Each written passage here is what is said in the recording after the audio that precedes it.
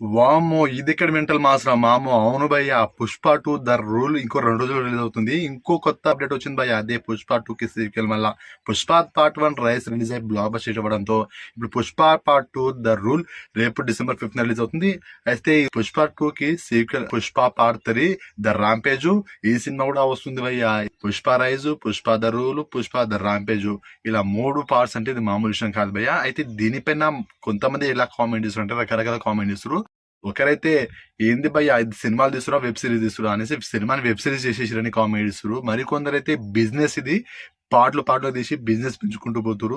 So ఈ business కోసమే ఇదంతా ప్లానింగ్ అనేసి కామెంట్ ఇస్తే, మరి కొంతమంది అయితే ఇంకా 2 రోజులే ఉంది కదా సినిమాకి, సినిమా ఎండింగ్ లో అనౌన్స్మెంట్ చేస్తే బాగుంటది కదా, సర్ప్రైజ్ గా ఉంటది కదా అనేసి కామెంట్ ఇస్తారు. ముందుగానే ఎందుకు అప్డేట్ చేసిరు, సినిమా హైప్ కోసమా ఏంటనేది? ఆల్రెడీ హైప్ ఉంది కదా, ఎందుకు ముందుగానే అనౌన్స్ చేసిరు అంటే సినిమాలో మ్యాటర్ ఉందని అనుకోవడానికి ఇలాంటి పనులు చేసి ఉంటారేమో అని మరికొందరు కామెంట్ ఇస్తారు. మరికొంతమందిలో నా ఫీలింగ్ కూడా చెప్తాను.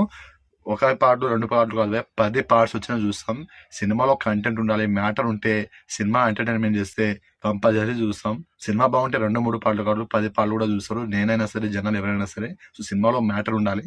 అయితే సినిమా పైన మీ ఒపీనియన్ కామెంట్ చేయండి భయ్యా. Cinema business and ticket rates ఇవన్నీ చూస్తుంటే మీకు ఎట్లా అనిపిస్తుంది? ట్రైలర్ చూసాక మీకు క్లారిటీ వచ్చి ఉంటుంది. సాంగ్స్ విన్నాక, ట్రైలర్ చూసాక మీ ఒపీనియన్ ఏంటో కామెంట్ చేయండి. అండ్ సినిమా చూసాక ఈ వీడియో చూసిన వాళ్ళు ఎవరైనా ఉంటే సినిమా ఎట్లా అనిపించిందో కామెంట్ చేయండి. వీడియో నచ్చితే లైక్ చేయండి, షేర్ చేయండి, ఛానల్ని సబ్స్క్రైబ్ చేసుకోండి. అలాగే 'పుష్ప పార్ట్ 3 ద రాంపేజ్' పైన మీ ఒపీనియన్ కూడా కామెంట్ చేయండి. పార్ట్ 3 రావడం ఎంతవరకు కరెక్టో. సో మనకు 'పుష్ప 2' రిలీజ్ అయ్యాక తెలుస్తుంది కదా, అప్పటి వరకు వెయిట్ చేద్దాం. అండ్ ముందుగా మీ ఒపీనియన్ అయితే కామెంట్ చేయండి.